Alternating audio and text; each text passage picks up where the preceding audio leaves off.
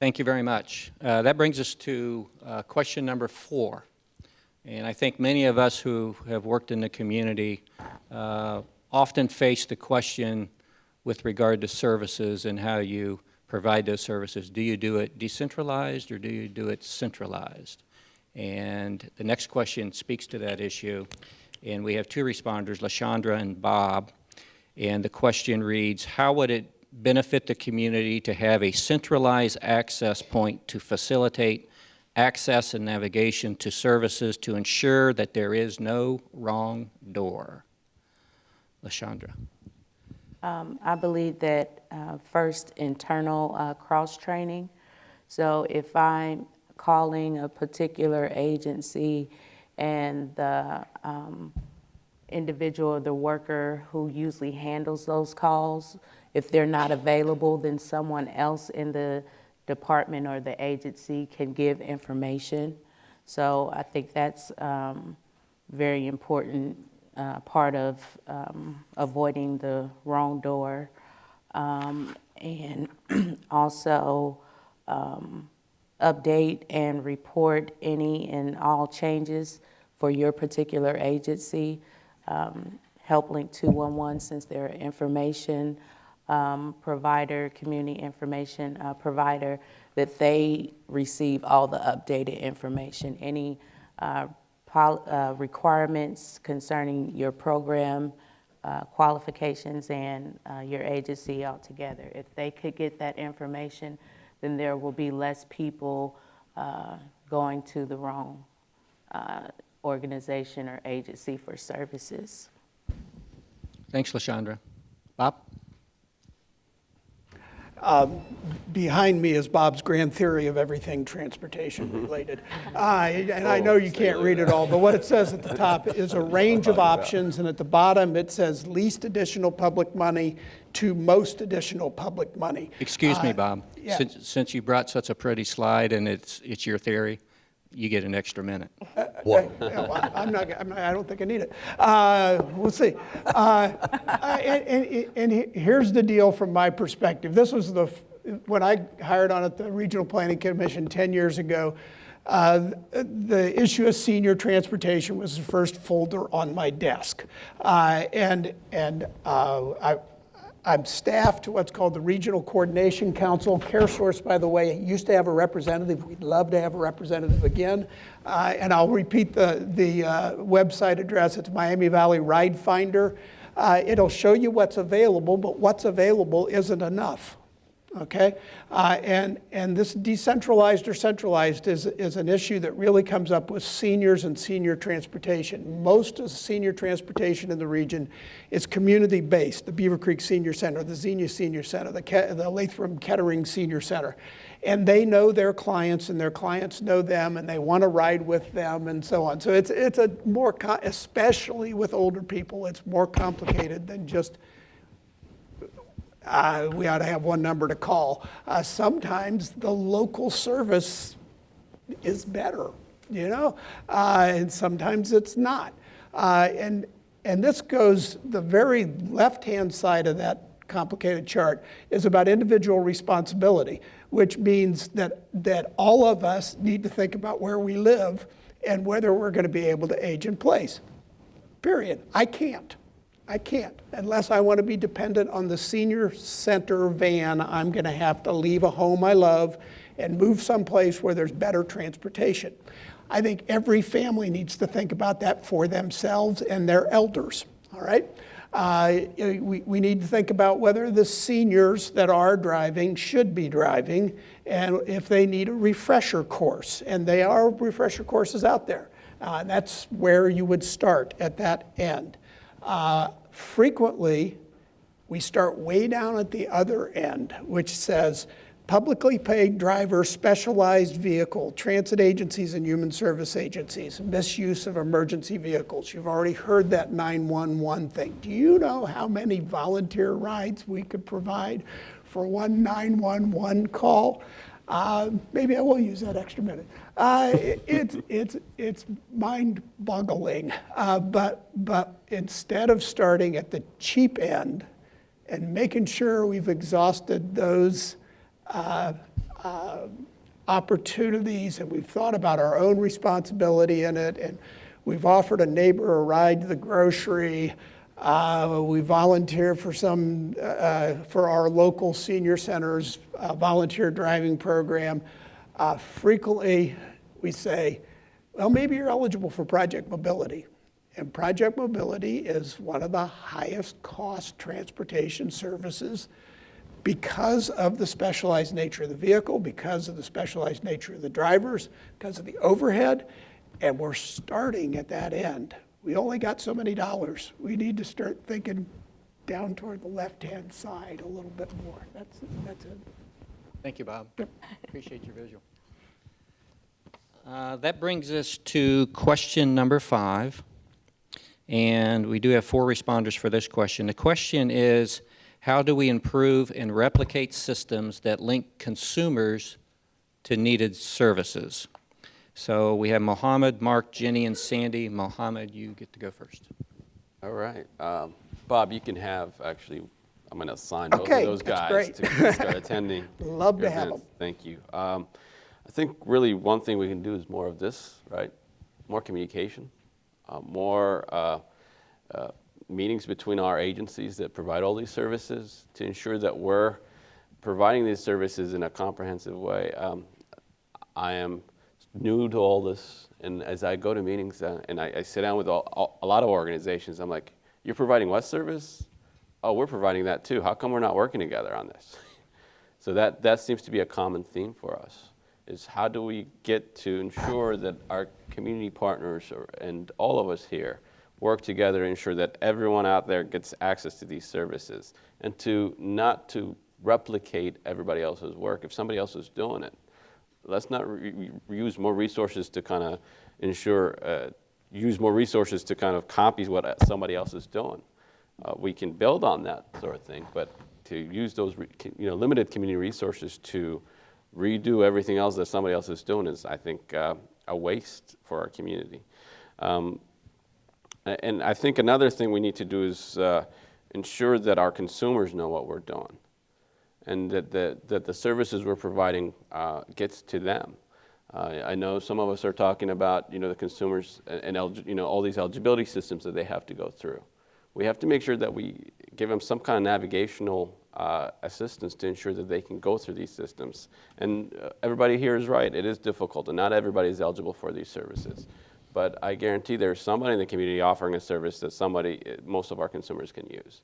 And the biggest issue for us is to make sure that they're connected in a way that those consumers can get those services.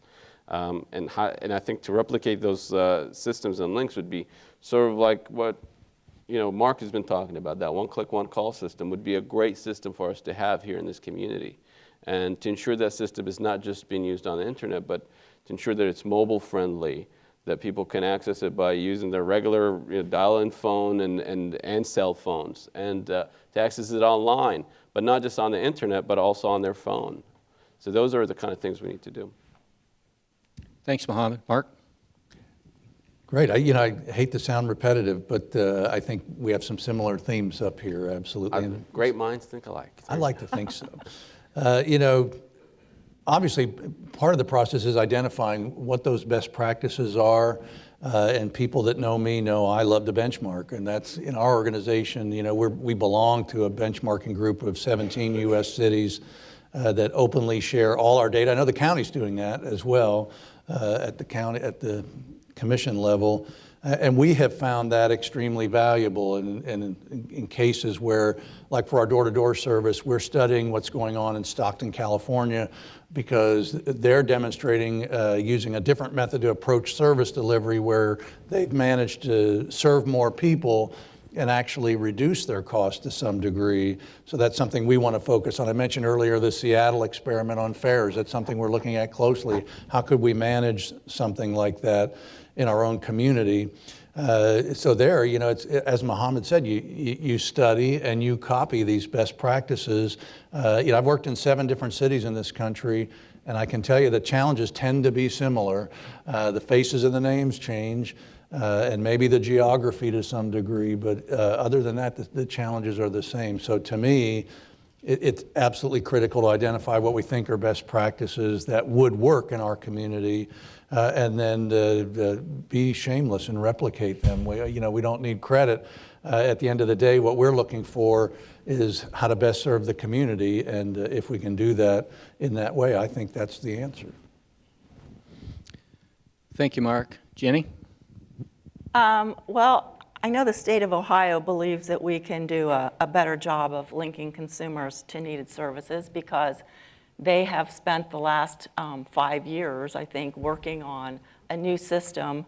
The program was initially called the Balancing Incentive Program, and it was from Affordable Care Act dollars, and they have an official new name for it now called Ohio Benefits Long-Term Care. And it's a restructuring of the front door based upon the fact that there's always going to be multiple points of entry, but that none of those points of entry is the wrong door. They're all the right door. It's kind of an oxymoron. There's going to be multiple single entry points. And the goal is that everyone will be trained to get people to where they need to go. And just to touch on LaShondra's comment that so often, if that single entry point is not sufficiently trained, they can't then guide that person to the right place. So that's in the pipeline. It was going to be launched 7/1. They have delayed it somewhat. They're talking late August, early September now. So we're really looking forward to that. There's also this new software. Single entry points, there'll be at least one open in every area 6 days a week, which is new, Saturday, 8 to 5, where people can access needed information. Standardized core assessment, everybody's doing the same thing, same way. State will get good data. And so that's something that I feel like could improve people's linkage to needed services. I included, this is just a slide of the state of Ohio's Aging and Disability Resource Network, but it's really the next slide that I feel has the most importance here for Montgomery County in this presentation today is just to see, this is from Scripps Gerontology Center, the change in the population in Montgomery County in the next, 15 years now to 2030. And you can see the over 60 population, those with severe disability and moderate disability, how that's going to consistently increase and how desperately we need a better way of doing things. Jenny, we're running a little ahead of schedule. If there's anything else you want to Nope. explain further on that slide, go ahead. Nope. Okay. Sandy? I think it's been said already, we can do a better job of marketing our programs that we have available and also educating the community, mainly human service providers, so they'll know how to direct their consumers. We've heard it again, develop a one-stop transportation system center. I know RTA has been working on that, so I think that's possible. And do a better job of coordinating services available for the consumers. There's a lot of programs or providers, as Bob mentioned earlier, but the coordination is not there. Bob does a very good job with MVRPC Transportation Committee, but I think it's just trying to get all the providers together so that we can share information, make sure the information is accurate and in one place. Thank you, Sandy. This brings us to question number 6. And question number 6 is what work should be done regarding narrowing the digital divide and its impact on access to information by lower income families? We have 3 responders, Mohammed, Bob, and Sandy in that order. Mohammed? If we can make the internet free, that would be the best possible solution if we can give free internet to everyone. But I don't think that's going to happen anytime soon. So if we could come up with a secure public Wi-Fi that is put out there for the public to use, I think that would go a long way to ensure that our members and our consumers have access to those things. We assume because we see a lot of our consumers with cell phones that somehow that's those cell phones because they're smart that they have access to the internet. But a lot of them go to low cost phone plans, and they get the nice phone because it comes with it, but they don't have access to the internet, so they get a smartphone that's really not being used in a smart way, right? They may have internet, but it's very low speed internet that doesn't give them access to the high-speed information that we have today and the kind of data that we're using today. So really for me, be secure public Wi-Fi would be great. And if we can include some of those in areas that are high need, right? I mean, where our consumers are, where the people who need it the most. And so right now, most of the public Wi-Fi is in places that most of our consumers don't use, right? So if we can somehow get it out to where they're at, and make sure that we invest, as we are rebuilding some of our communities around here. I know the city and the counties it's spending tons of money into rebuilding some of our infrastructure around here. To invest in something like that would go a long way to ensure that divide is closed. Thanks, Mohammed. Bob? This is the one I feel the least qualified to answer, but there's a couple of things. As Mohammed had mentioned earlier, I've read that smartphones are actually the device of choice of lower income consumers. They're more likely to have a smartphone than they are to have a portable computer or a tablet. So whatever we're doing, it needs to be smartphone capable, okay?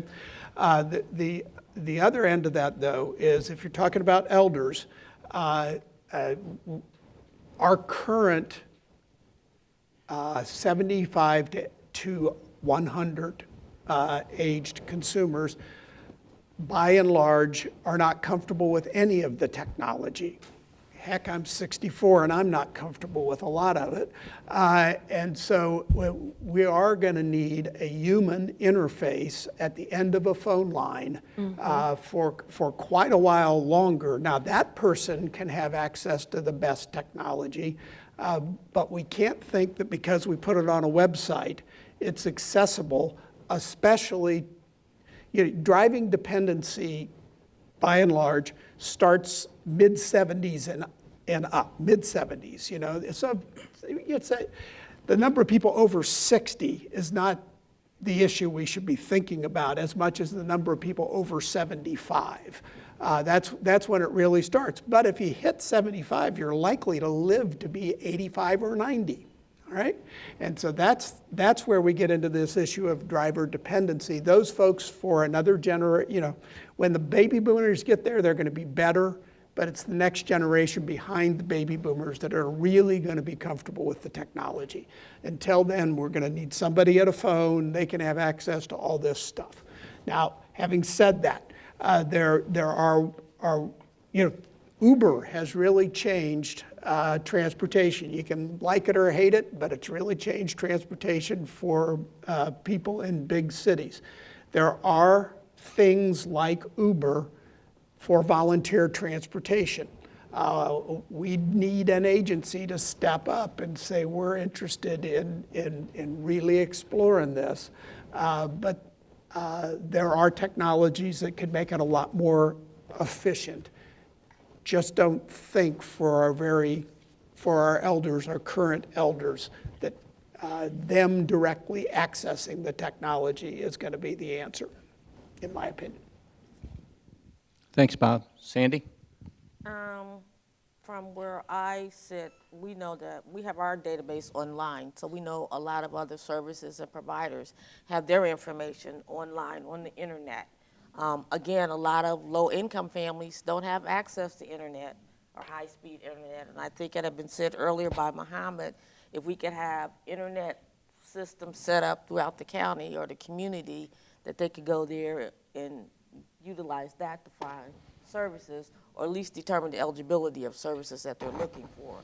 Maybe place some kiosks in various locations in the county. Some people are good at using kiosks to look up information. And again, maybe have one number that we can advertise in the community that consumers or providers can call to get correct information on providers. Thank you, Sandy.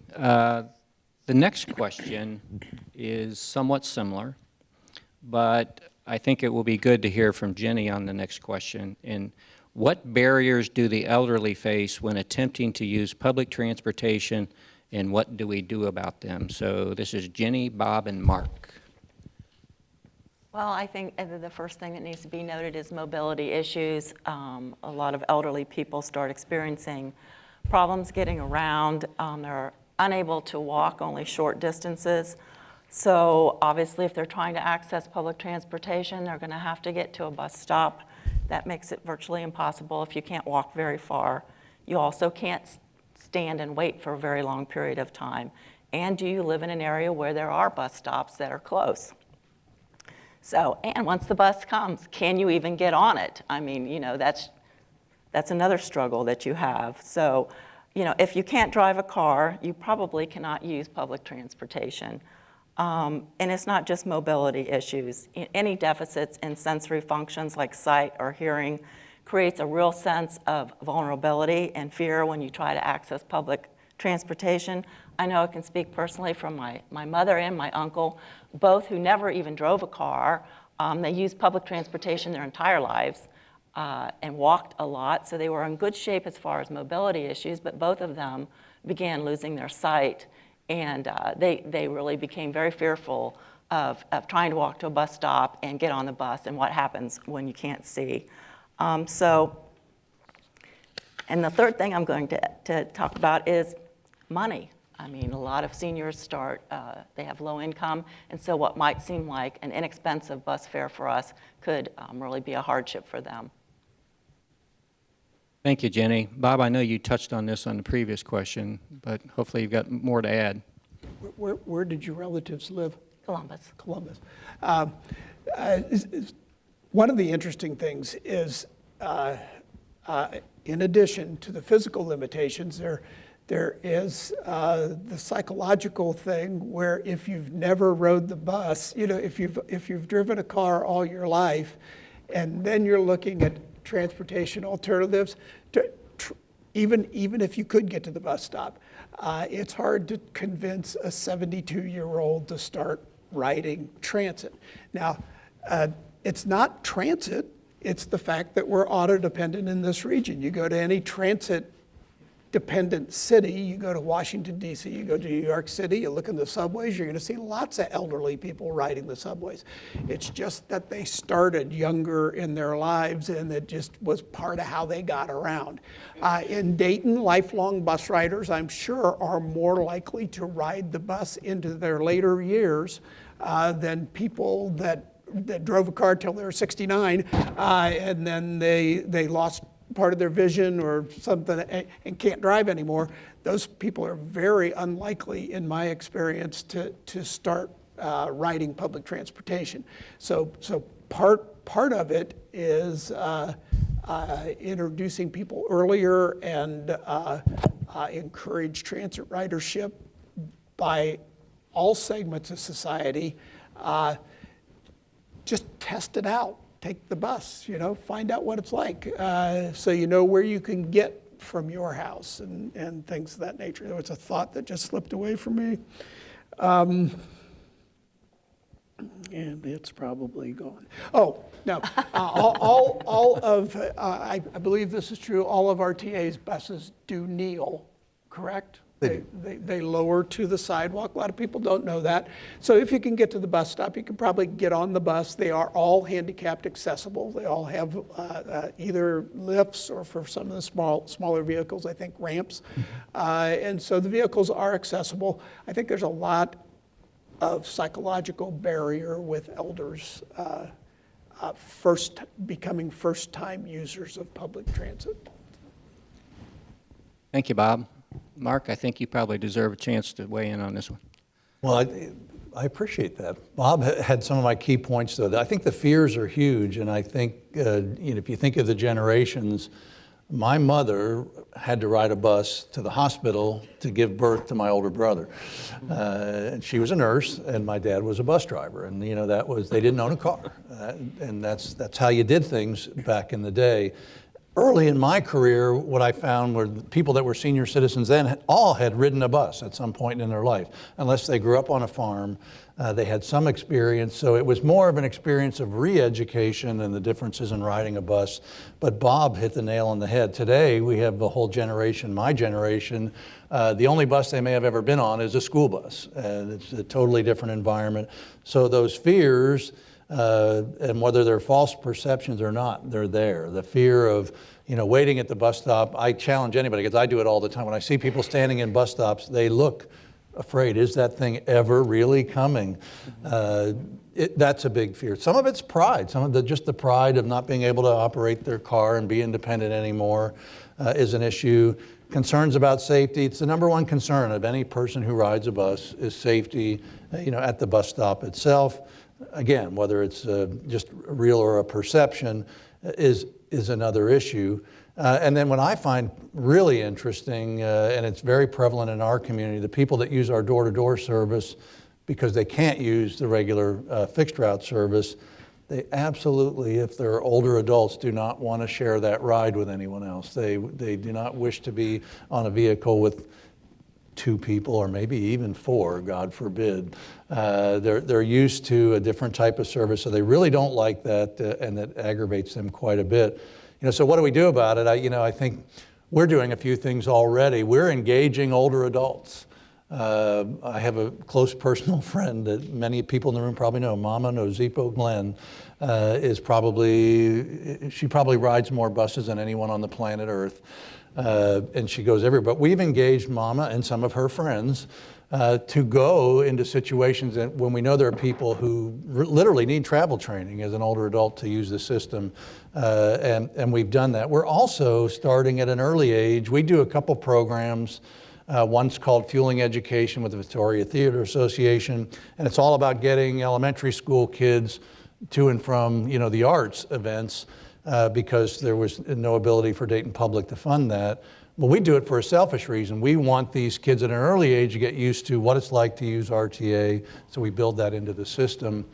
We need to do more of those things, and I guess in our efforts to market, we need to do a better job marketing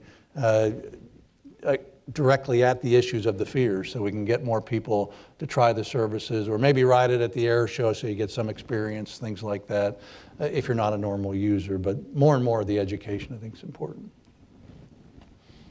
Thanks, Mark.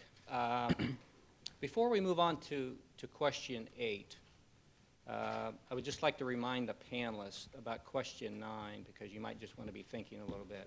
Question 9 is, in summary, based on everything you've heard today, in addition to the need for more funding, because everybody wants more funding, what would you stop, change, or add to what we're doing in the community today? So I mention that at this point in time just for the panelists to be thinking about that, because after question number 8, which is coming up, then we're going to be asking that question number 9. The second point I would like to make is that we are a little bit ahead of schedule. So if you run over 3 minutes on the next 2 questions, we probably won't pull the hook out quite as quickly on you. But you get past 4, we'll probably raise a flag. So question number 8. What is the rule or regulation you would eliminate today if you could, and what simple change could it make?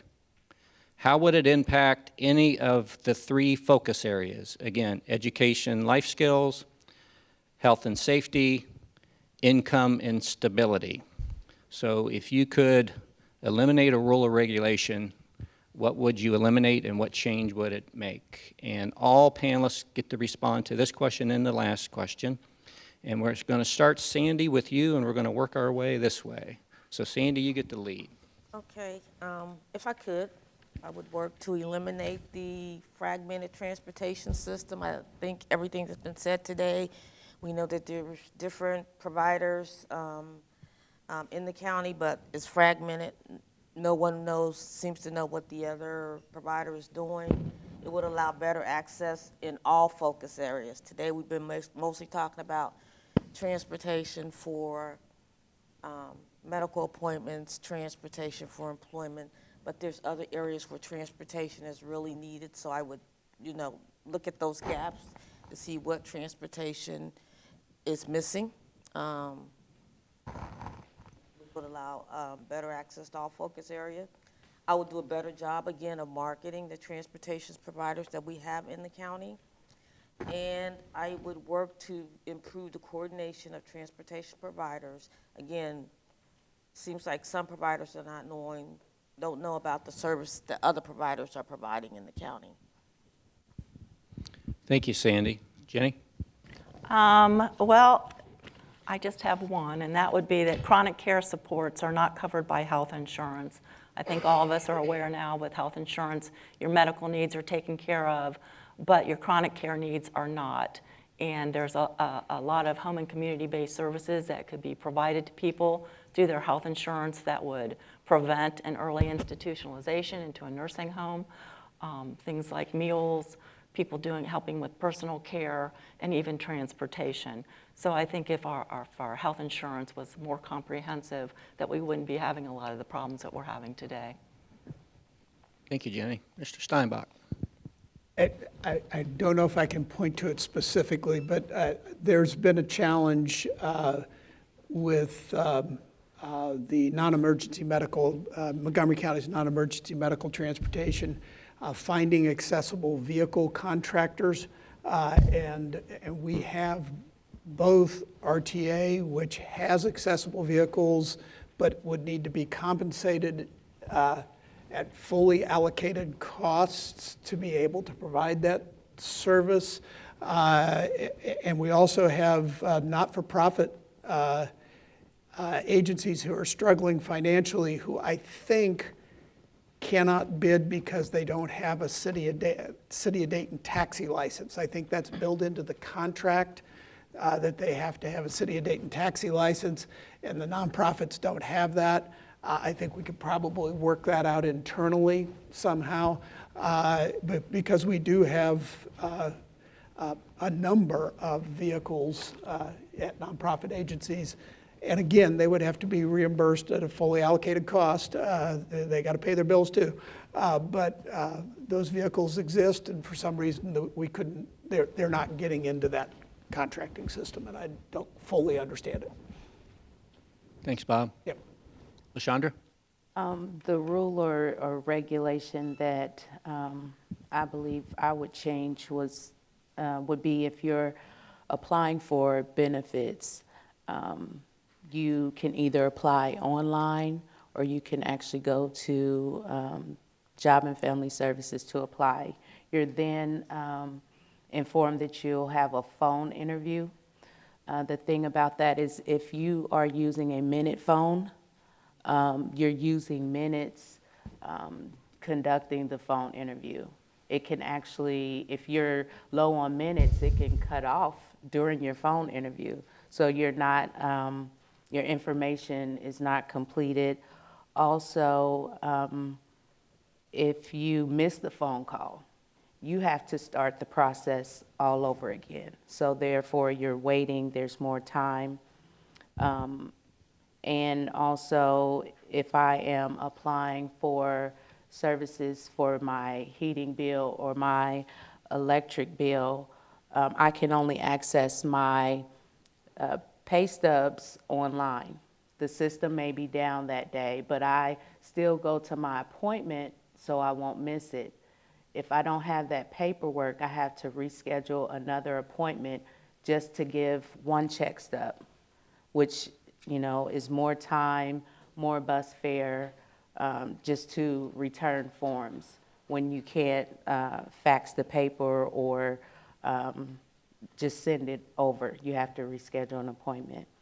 And also, from my own personal experience, the Homelessness Prevention and Intervention Program. Those services are offered for individuals who enter through the front door. In my understanding, for prevention, to prevent people from going to the homeless shelter, being a single individual with no children, there aren't services for me. I don't qualify for funding to receive housing through that particular program. So more programs that will help single individuals who don't have children, I think is very important, because I've run into a lot of challenges by not having children with those services. So the Homeless Prevention and Intervention Program has been a challenge for me. I've been able to stay with family members and friends, but what do I do when those services, I can't stay with those people again? So to avoid going to the homeless shelter, there's no intervention or prevention in my case. Thanks very much for that perspective, LaShonda. We really appreciate your input today. Or regulation elimination, Mark, your thoughts? I've got a big list. I need 6 minutes on this one. Can I get Got it. We'll give you 6. Go. Actually, obviously, my biggest concern would be any regulation that at least presents a perception of a barrier to coordination. I think that's a big issue for me is, and even at the national level on boards I've served on, when you sit in Washington, D.C., you hear the heads of all the agencies that provide aging funding and all these different service fundings, because I think there's like 73 or more different federal programs that fund transportation.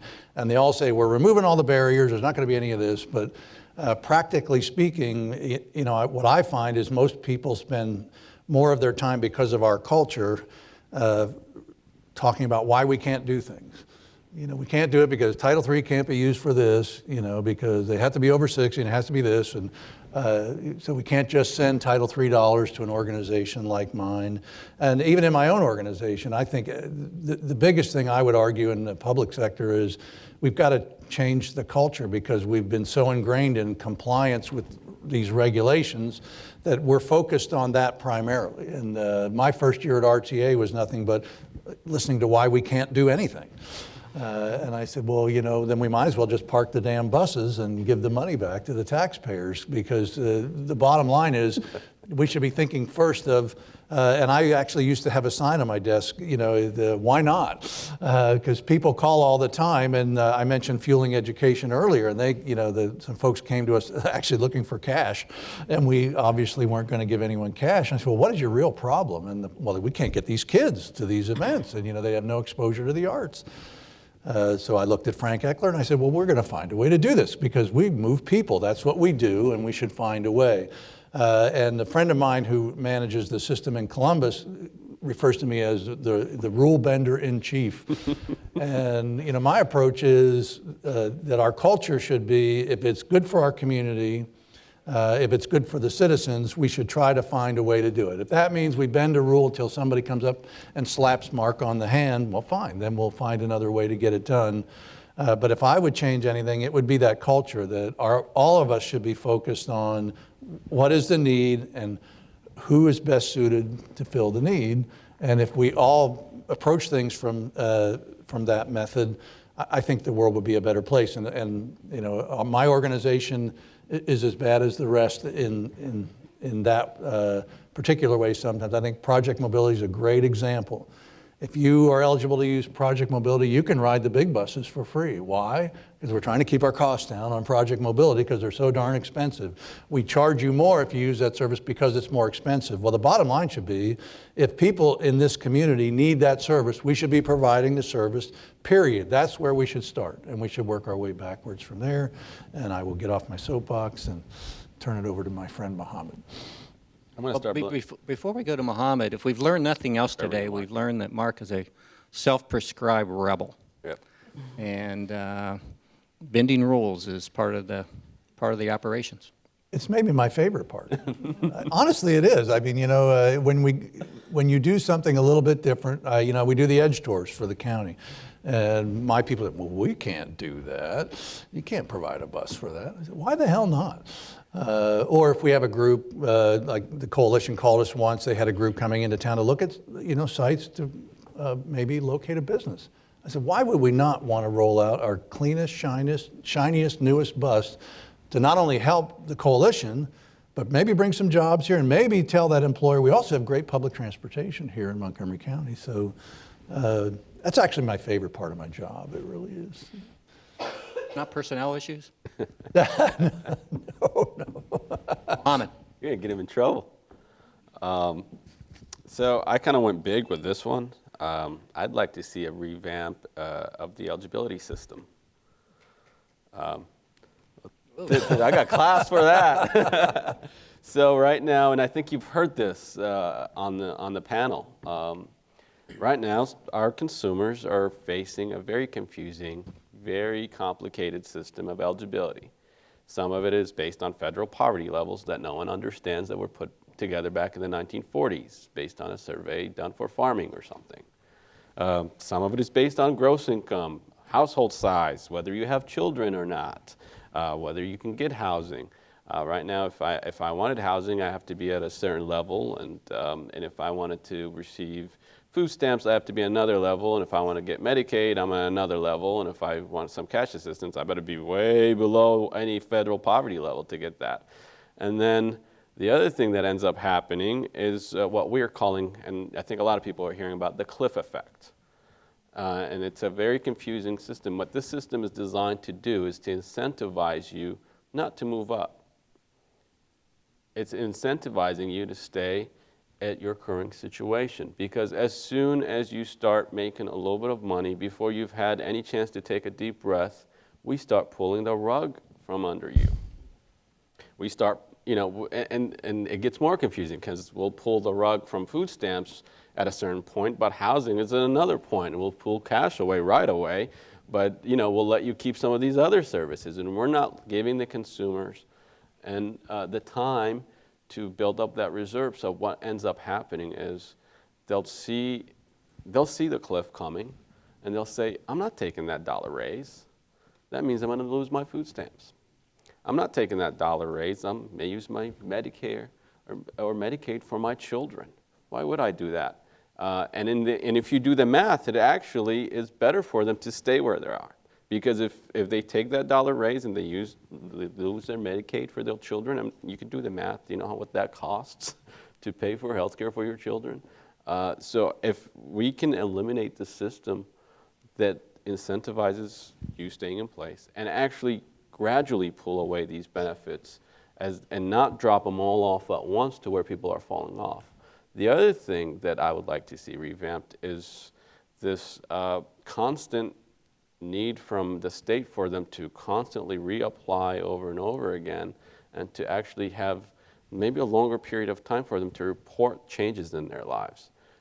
Because a lot of the time, if they don't report a change, those benefits are pulled away from them again. And all these requirements are antiquated and based on a system that was designed a very long time ago, and I'm not really sure why we're still using it to this day, considering that we're trying to get people, according at least to what we're hearing from the state, up and out of poverty. But it seems like we're incentivizing them to stay where they are in life. And one of the biggest needs our consumers need is child support, child services, daycare. And it's one of those programs that is highly incentivized for you to not move up over a certain point. We are one of the lowest states for entry points for child care. You have to be at 125 of federal poverty level. And we drop you off after you hit 200% of federal poverty level. But along the way, what ends up happening, I know I'm over time because I think we have time, right? Along the way, what ends up happening is most people really never make it to that 200% of the federal poverty level. They end up dropping somewhere in the middle. Because most of our populations work in entry-level jobs. And those entry-level jobs tend to, they come and go. They don't stick around for a long time. And so if I'm a single mother who started an entry-level job and I enter at 125% of federal poverty level and I'm working my way up, and then I lose my job, then I get that state required 30 days to find another job that replaces it at that point. If I go way beyond that point, beyond the 30-day or whatever day period that the state gives me, now I've lost eligibility. The only way for me to get back into that system is to go back all the way to the bottom to that 125 entry point level. I can't go back where I was. So if I actually worked my way up, I'm now incentivized to go back into the lowest entry level and lose money so my children can have daycare. So if we can find a way to revamp that system, I think it would go a long way to benefit our members. Mohammed has just done a really good job of answering the question and then connecting that to the focus area of income and stability. So you've done a really good job answering that question. Thank you. We Thank you very appreciate it. much. You know, we've asked the panelists 8 specific questions, and what we decided late in our planning process was that we needed to provide some flexibility to the panelists to speak their mind and to react to what was said today. So the final question of today, and every panelist will get a chance to respond, is, in summary, based on everything you've heard today, in addition to the need for more funding, what would you stop, change, or add to what we are doing in the community today? So this one's a little bit more open, and if there was something else on your mind, here's your opportunity to weave it in. And we're going to start with Bob. Well, I'm going to focus specifically on the transportation issue.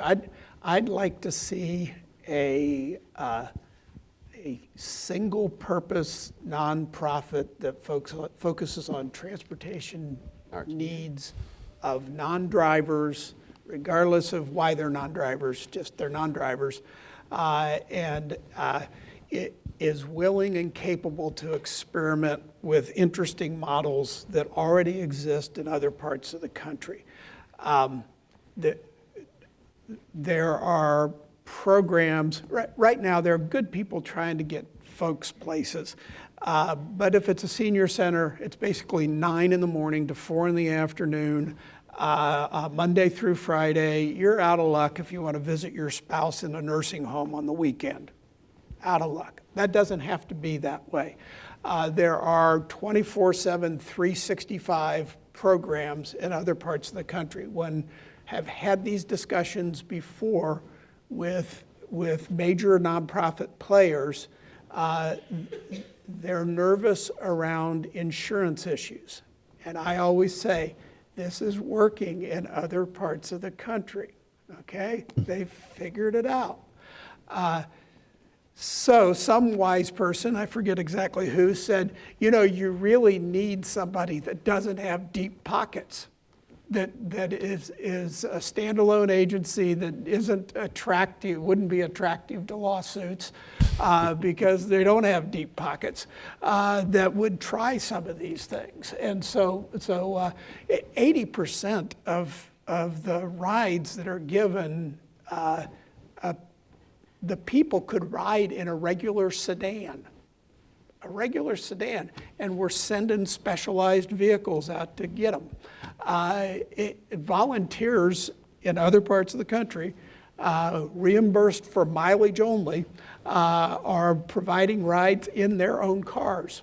And there are ways to manage the background checks. There are ways to manage the insurance. There are ways. I'm just looking for the right partner. I don't think it's a public agency. I think it would be a freestanding not-for-profit who almost exclusively focused on transportation, that didn't have money, much, to start with. Thanks, Bob. Yep. Sandy, how about you going second?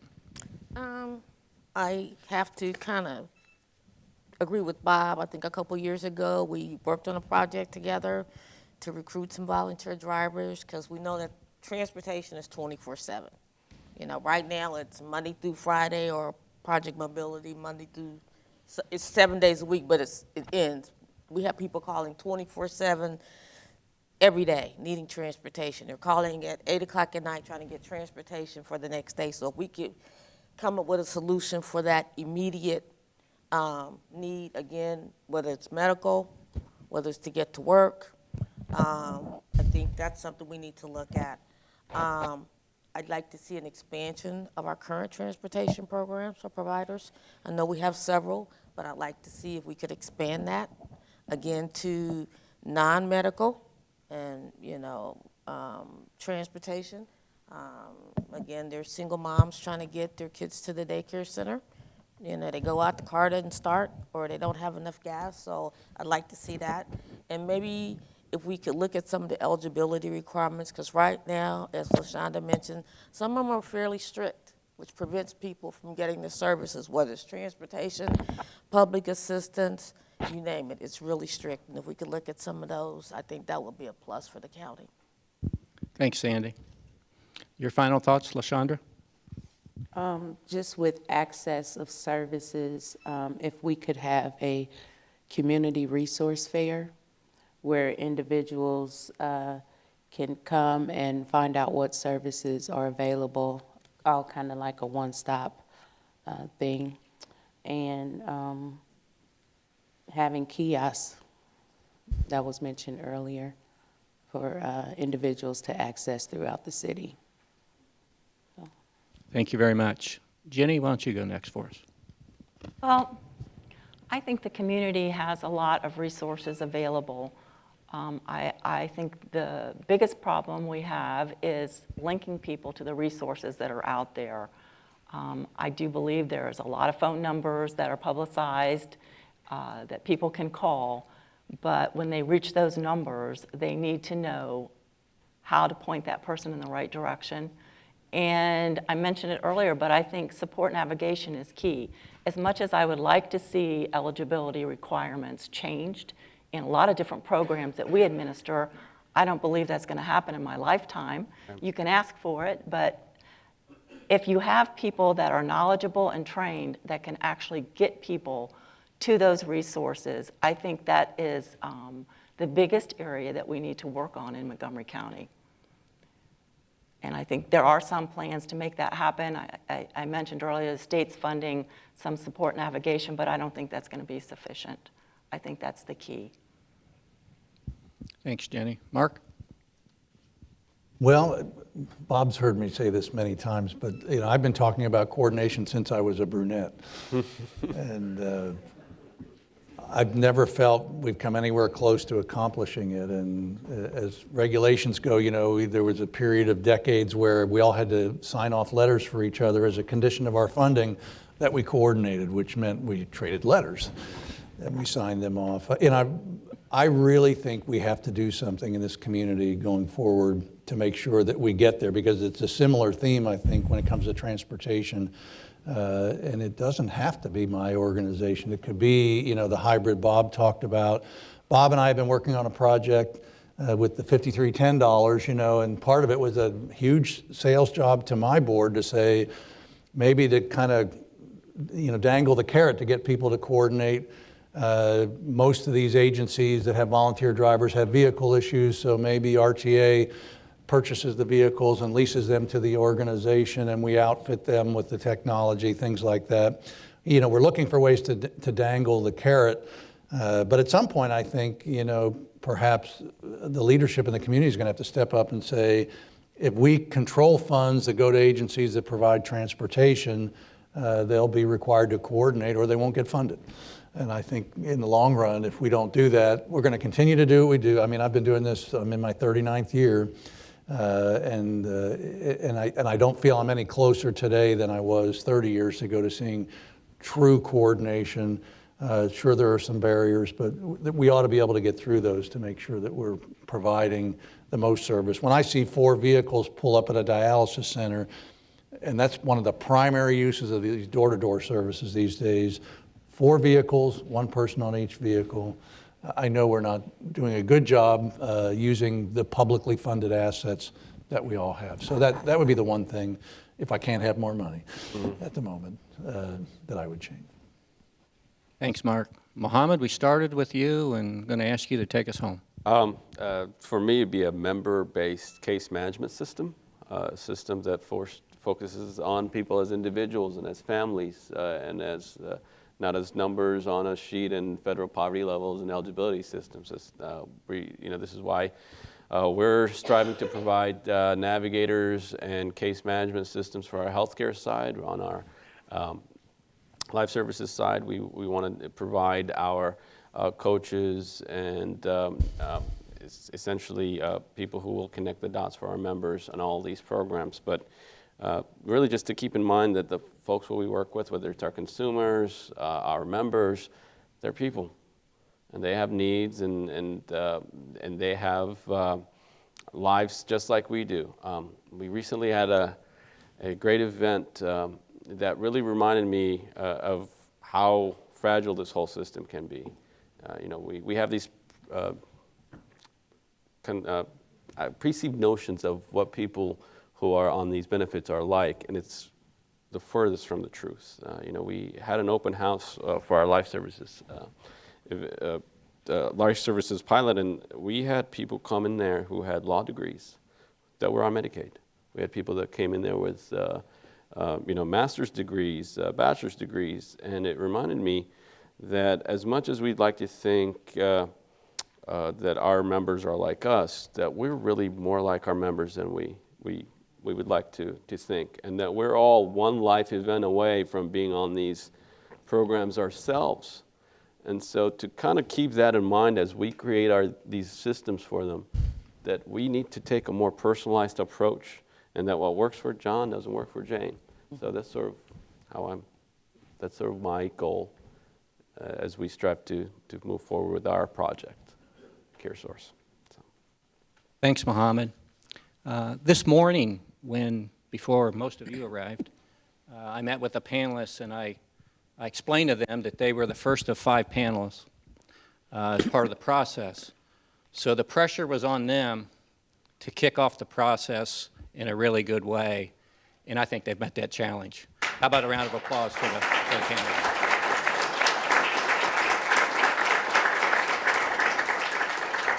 You know, typically when you get the request to serve on a panel, oftentimes you just say yes, but then you have to think about, wow, I have to prepare for this. And then we sent them some pretty interesting questions, I think. and then they have to rearrange schedules. And then they have to come here at what may have been a little bit of an earlier start time for some of them. And then they performed very well today. So I want to personally thank all the panelists for everything that you've done this morning in preparing for this. And on behalf, I think, of everyone who's been part of this, I do want to thank you for a really, really good effort in really starting this process off in a tremendous way. And before I turn this over to Tom, I also want to remind those in the audience, we do want your